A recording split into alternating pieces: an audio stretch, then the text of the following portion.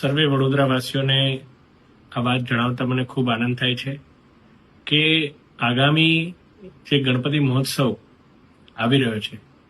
એને લઈને તમામ જે આપણા નગરજનોની જે માંગણી હતી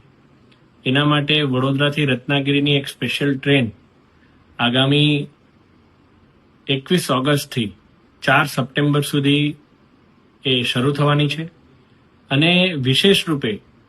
આ ટ્રેન એ આ ગણપતિ મહોત્સવ દરમિયાન મહારાષ્ટ્રથી ગુજરાત અને ગુજરાતથી મહારાષ્ટ્ર જેવું પણ આપણા જે પ્રવાસીઓ છે એને વધારે સવલત મળે એ માટે થઈ અને આ ટ્રેન શરૂ કરવામાં આવશે